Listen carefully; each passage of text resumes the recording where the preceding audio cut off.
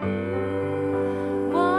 have we come to earth?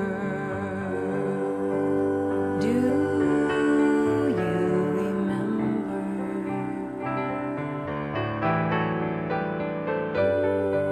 Why have we taken birth? Do you remember? Thank you, Charlie. Good morning. Our talk today is on the spring of life. That spring that comes out of, I'm using the metaphor of a spring that comes out of the ground. This is from Emma Curtis Hopkins, Scientific Christian Mental Practice, Chapter 7, if you want to pull out your books and follow along. But the spring that serves as a source of life, a source of water, a life-giving water, is a wonderful metaphor. It comes out of the ground, it comes out of unseen sources, doesn't it? You don't see where it starts. You know, I think we've got up here in Mount Shasta, that wonderful, you know, the source of the Sacramento River that comes out of the rocks, and you don't see where it starts. And from what I understand, it starts about, 500 feet up the mountain somewhere and has a storage, area underneath the ground and takes a while to come out and be filtered through the rocks. And we don't see that. And I want to use the metaphor, and Emma uses the metaphor of that as spirit. As spirit. So visualize yourself for a moment, and this is a really good visualization for those hot summer days, of just laying beside a cool stream, a cool spring that's just freshly come out of the ground, filtered through the rocks or the aquifer. It's found its way out. You smell that fresh water. You feel the cool air around it. And just notice how it makes you feel. You breathe it in. You let it start to filter through every cell of your body. You receive all the gifts of that spring.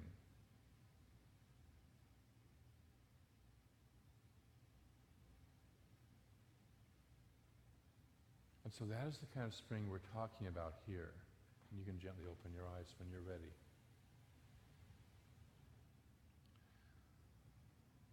That unseen source suddenly shows up at a place in the earth. You know, the earth is full of holy springs and sacred sites and sacred wells.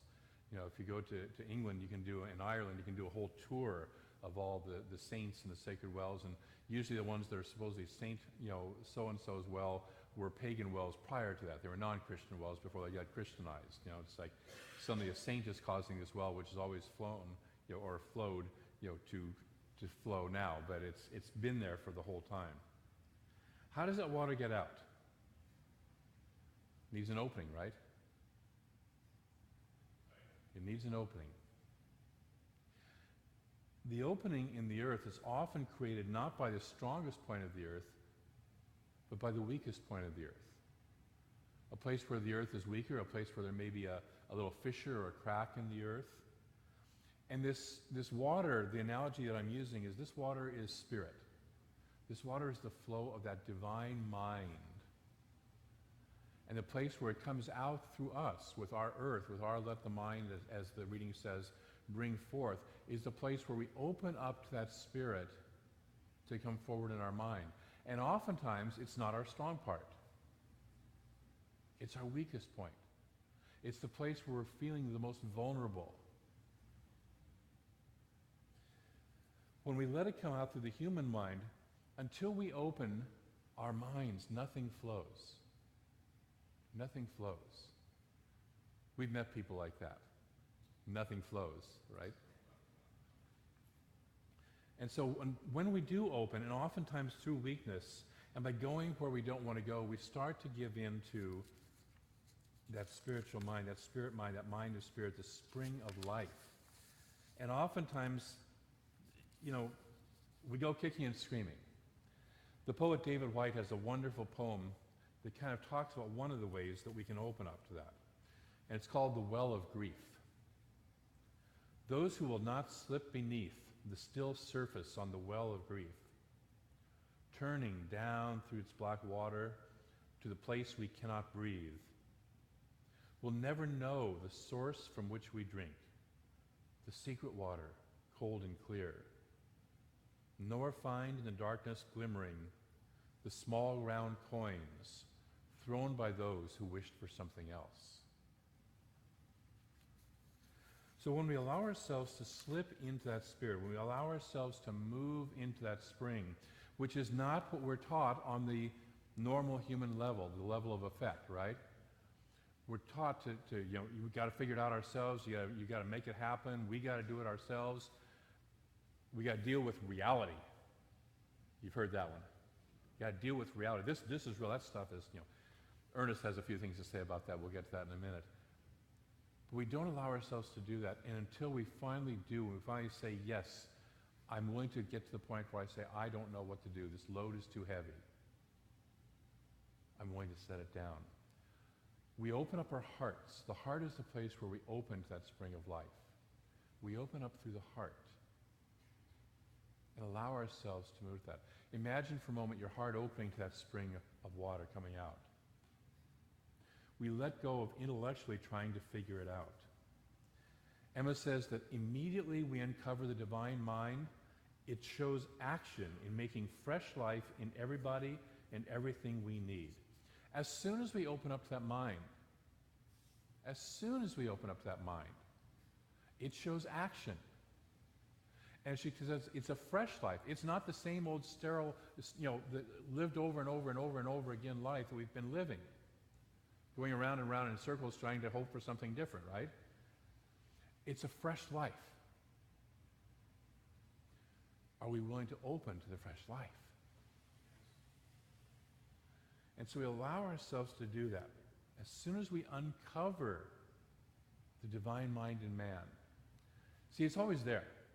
It's like the spring of water was always there even before it surfaced. So we don't have to make it happen. We don't have to make that spring happen. We have to uncover that spring that is already within us, that we got covered over when we were young children by being taught a whole lot of rules that really don't apply once we get to the point of really understanding spirituality and reality. So we have to uncover the divine mind within us. A number of years ago, a lot of cities and towns were involved in a process called resurfacing of streams.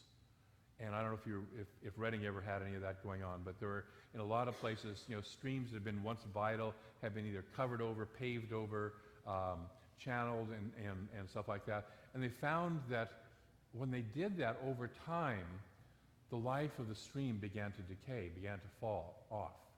Fish no longer came up, and all that, and just the teeming of life of the stream would no longer come up. So a lot of cities engaged in this uncovering these streams, of surfacing and bringing them back up to the air, bringing them back up to where they were open, and they're covered over. And it's a great metaphor for us because we cover over our own spring, right? We cover it over. We cover it over sometimes just with unawareness. We don't even know there's a spring there. I was at that state for a long time. I'm sure some of you were. Valuing my way more than Spirit's way. Having old habits. I love the my way. My way is, I'm smart. I can figure this out. When I'm doing a practitioner session with anybody, as soon as I start saying, I got to figure this out, I go, stop, don't try and figure it out. If you've been trying to figure it out, you're going down the wrong path. Let go of trying to figure it out. We have old habits that keep us from uncovering the stream. Well, I've always done it this way. Whenever this happens, I always react this way. And then we have, of course, old beliefs and playing small and safe that keep us and keep that stream covered, because who am I to be that great? Who am I to allow this beautiful, full spring, sacred spring to bubble up through me? To really live and flow in the highest and greatest good that I am. Who am I to do that? And by the way, the answer is you're God. You are the spring. Just in case you weren't sure. So we start to resurface that. David White also has another little, very short poem. It's a different metaphor, but I want to use it anyways because it talks about it. Always the life energy smolders inside. When it remains unlit, the body fills with dense smoke. Jesus in the Gospel of Thomas said that we all have within us this life energy. And if we free it, if we live it, it will free us. And if we keep it stuck, it will kill us. That's a harsh way of saying that, but it's the truth. It's the hard truth. Am I willing to let this spring within me flow freely as I know how? And that will add to my life. That will give me life. Rather than keeping it dammed up, covered up, closed over. Because, well, it's safe, and I fit in better with my folks, my peeps. If we were just joking about the word peeps a moment ago. I'll fit in better with my peeps if I really don't let that flow. If we let it flow, it gives us the life. It gives us that life more abundant that Jesus spoke about. So as we uncover, the other thing that Emma tells us is the mind, the capital M mind, shows what is already worked out in spirit. In other words, we don't have to know the solution. We don't have to sit there and go, okay, spring, flow in that direction. We let the spring flow, and because it already is all good, it shows up as the good we need in our lives. It shows up as the place where the emptiness is already carved out, if you will. So when a spring comes up above the ground, it doesn't go straight up a mountain. It goes to the place where it has an opening to flow. Do we have the opening? It knows how to do it. And so it shows up as our love relationships. It shows up as our prosperity. It shows up as our health. It shows up as our creativity, as our wisdom, as all the life energy that we need, our life purpose, our love, everything that is necessary. It already is that. We don't have to make it that. We just have to make it welcome to be what it already is. We just open.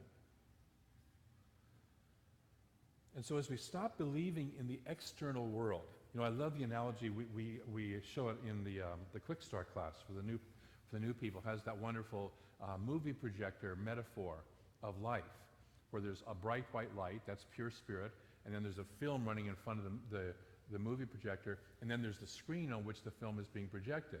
And most of us are trying to manipulate the screen. That's how most people live their lives. They're trying to manipulate out here. Where the real source is, of course, the movie itself. Can we change the film that's running in front of the white light? The white light does not care what film is being run in front of it. Whether it's a happy film or a horror film. It doesn't care. It's just shining. We create the film. We are interactively creating the film. It's the same with this spring of life. It does not care. Think of a spring of water. It doesn't care what you use it for. It doesn't sit there and go, I will not be used for that. Okay? This is beneath me. I'm a spring. Don't you understand? It doesn't do that. It says, you want to use me to drink? Great. You want to use me to farm your land, irrigate your plants? Great. You want to use me for a hydroelectric dam? Great. If you misdirect me, I can flood your home out for you. Thank you very much. It doesn't care. It just goes where we make it welcome. And so we don't have to continue to work with that external. We start to open to the light itself. We start to open to the spring. We start to let it show up as its own nature. So we turn to that spirit within. We choose which is the real reality. Is reality that stuff we see out here on the screen? The externals of our lives? And it screams, doesn't it, sometimes? We look at our checkbook. We look at, get a diagnosis from a doctor. Our partner, and us are having a fight, or we don't have a partner, and it screams in our face and says, look, you got to do something out here, right? It looks like that's where we got to act. But what this says is the real reality, the first place we have to act is spirit within. Spirit within. Mary Morrissey in Prosperity Plus talks about that everything is created twice, once in mind and then in form. Do we allow the Spirit, that spring within us, to create first? Now, it doesn't mean that once we get inspired by it, then we don't take any action in the external, but we first turn to the spring of life. We first turn to that Spirit within. What is mine to do? What is mine to do here? Infinite Spirit, I give this to you. Guide me. What is mine to do here? That is creating an opening for the spring. So Spirit is source. We have to let Spirit have its way.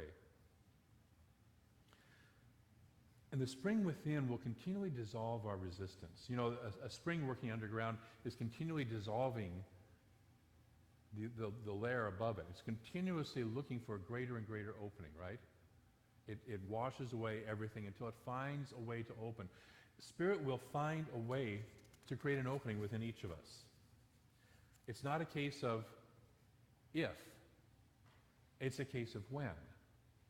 And so it reminds me of a couple of weeks ago, Esther Nicholson's conversation about ivory invitations and pink invitations and red invitations.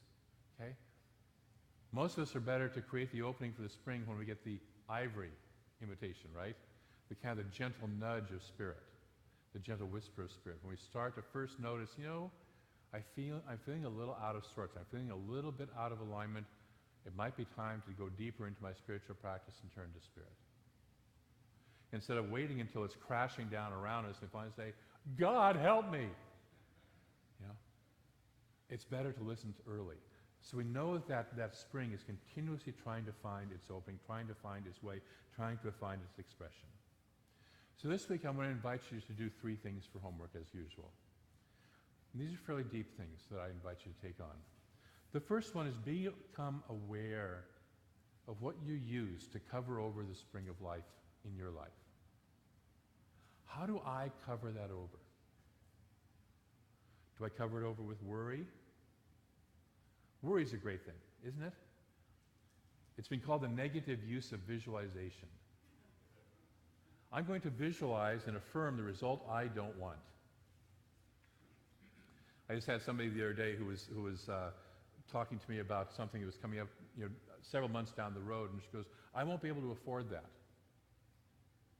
I said, "So you're planning to be poor 4 months from now?" And she's kind of like, "Oh, well, maybe I've better change that." Do we worry? Do we use busyness? I'm so busy in my life that I don't have time to listen to Spirit. When they ordain ministers, one of the things that's said in the ordination ceremony was any minister who is too busy to take time to pray and meditate is a minister who's entirely more busy than God ever intended. And that's the truth for any of us, because we're all involved in a ministry of some sort or other. Do we take the time to pray and meditate? Do we use stuff like food? I love food. Have you noticed?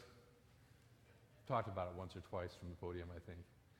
Do we use something like that, or computer games, or being social, or whatever it is, stuff? And again, this is a way of busyness to keep ourselves from doing our spiritual practice. Do we keep our beliefs that we're not enough as a way of covering over that spring? Well, I really shouldn't let it show up because, God, I might have to show up then. And I've spent my whole life trying to be invisible. Okay? Do we let Spirit become visible through us? Do we get over that little story that we have? And finally, can we quit trying to figure it out? Can we say, you know what? Thank you very much, intellect. You're a wonderful tool.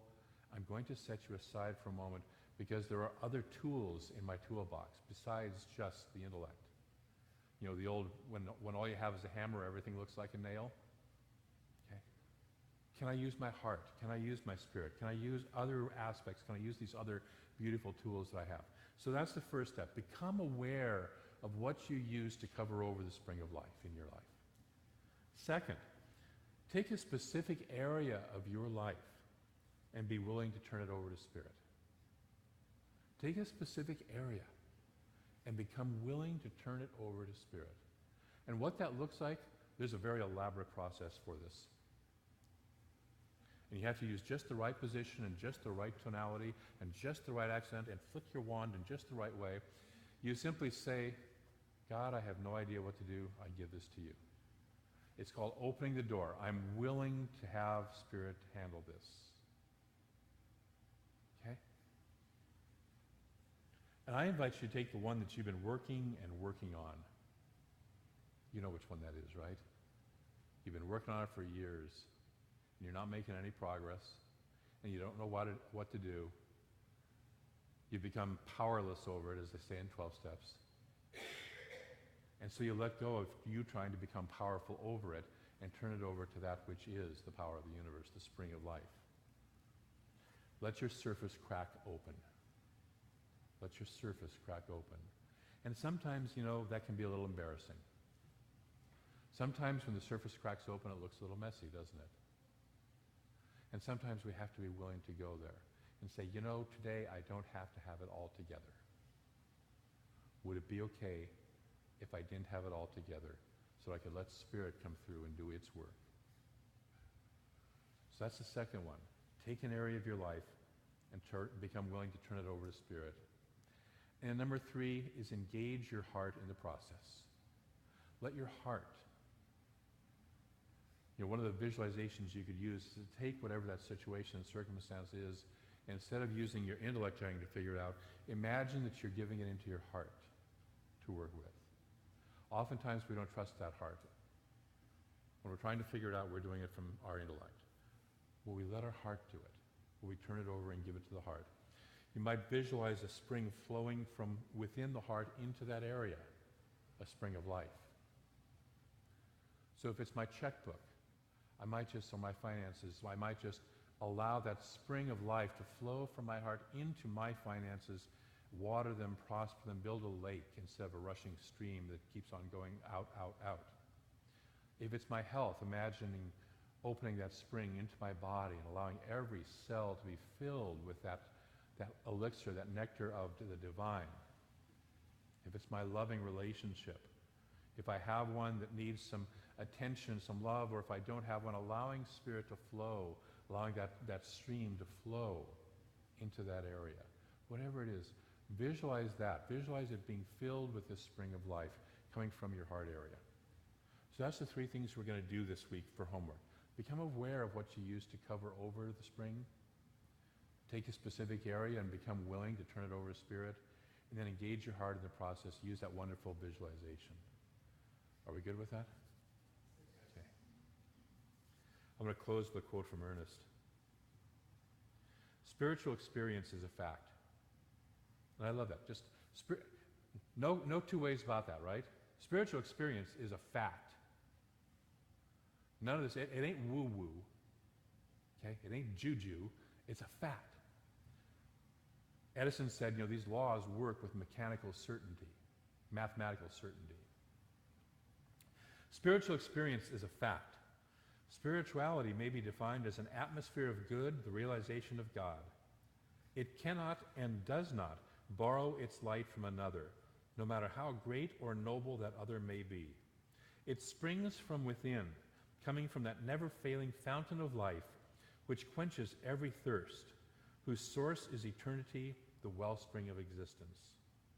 It is a revelation of the self to the self, putting one back on the track of their own self-dependence on Spirit, their own at-one-ment with reality. I invite you this week to practice that at-one-ment with the capital R reality, to allow that spring that is always and already flowing within you to be fully at the surface and to nourish and freshen your life. Let's move into prayer. So taking a deep breath in and out. We again imagine ourselves at that spring of the infinite source, the infinite one.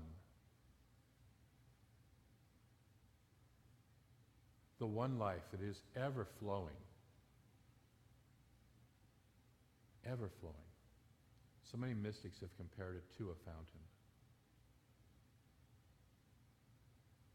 And in that fountain is all good. The love, the joy, the bliss, the abundance of good, the life energy, the health, the wholeness, creativity, the wisdom. All of this is just naturally what this one life is. And we recognize that because that life is all there is, each of us is already one of it. It has already flowed itself and made us, shown up as us. Taken the time and the thought and the love and the energy to become and be and exist as us. We are its honored expression.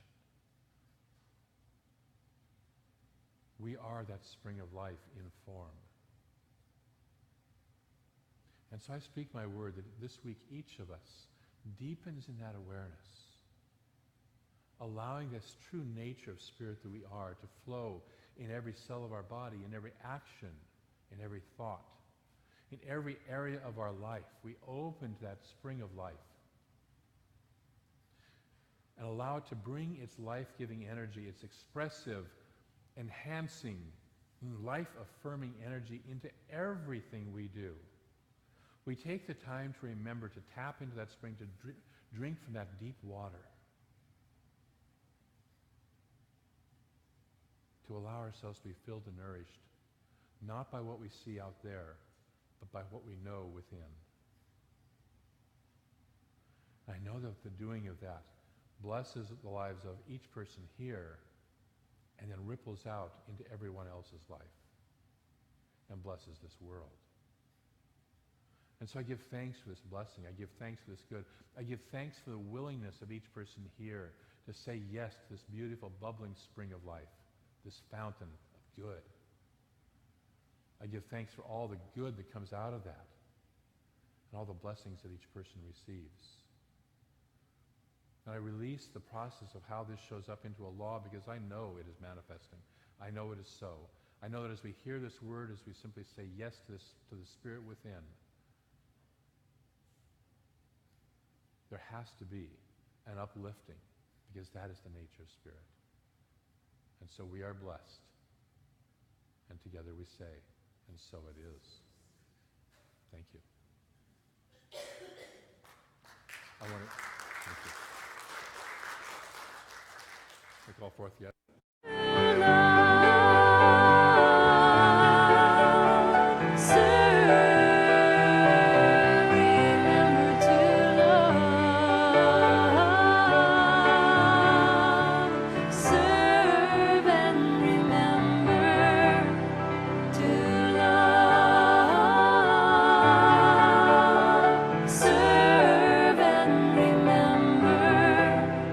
To love,